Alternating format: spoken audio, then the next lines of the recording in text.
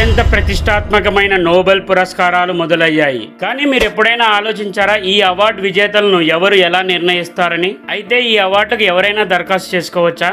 అస్సలు కానే కాదు. దీనికి కేవలం దేశ అధ్యక్షులు, పార్లమెంట్ సభ్యులు, గత నోబెల్ విజేతలు, ఇంకా అంతర్జాతీయ న్యాయమూర్తులకి ఆ హక్కు ఉంటుంది. సెల్ఫ్ నామినేషన్లు పూర్తిగా నిషేధం. ఈ నామినేషన్ల ప్రక్రియ అక్టోబర్ మధ్యలో ప్రారంభమై జనవరి 31వ తారీఖుతో ముగుస్తుంది. నామినేషన్ తర్వాత ప్రపంచవ్యాప్తంగా ఉన్న రీసెర్చర్లు ఆ పేర్లను పరిశీలిస్తారు. ఇక్కడి నుంచి నోబెల్ కమిటీ రహస్యంగా చర్చించి చివరికి ఒకరిని సెలెక్ట్ చేస్తుంది. మరి ఈ విజేతను ఎప్పుడు ప్రకటిస్తారో తెలుసా? అది కూడా అక్టోబర్లోనే. ప్రపంచం మొత్తం ఎదురు చూసే ఆ క్షణం, శాంతికి న్యాయం చేసే ఒకరికి సత్కారం.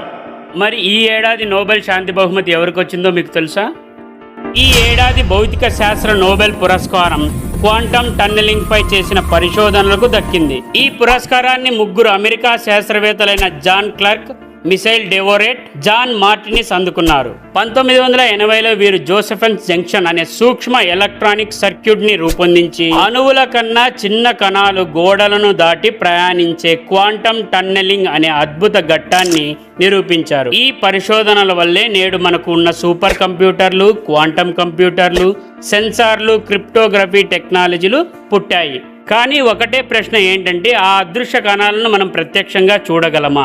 చిన్న సర్క్యూట్లో మొదలైన ఈ ప్రయోగం ఇప్పుడు ప్రపంచాన్ని మార్చే విప్లవానికి మార్గం చూపించింది.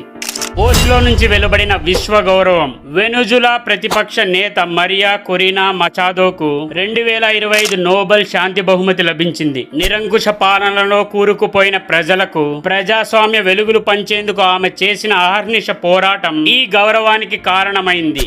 ప్రాణాలకు ముప్పు ఉన్న స్వదేశం విడిచిపోలేదు. శాంతి మార్గంలో నడుస్తూ ప్రజలకు ధైర్యం నింపింది. నార్వేజియన్ నోబెల్ కమిటీ ఆమెను చీకటిలో ప్రజాస్వామ్య దీప్తిగా అభివర్ణించింది. విపక్షాలను ఏకం చేసి నికోలస్ మాడ్యురో ప్రభుత్వాన్ని సవాలు చేసిన ధైర్య వనిత ఈమె. 1967లో జన్మించిన మచోదా పారిశ్రామిక engineering, finance master degree holder. అనాథల సేవ కోసం 1992లో అటేనియా అనే సంస్థను స్థాపించింది. ఇలా శాంతి మార్గంలో నిర్భయంగా నిలిచిన మరియా నోబెల్ శాంతి బహుమతి పొందిన 20వ మహిళగా చరిత్ర సృష్టించింది.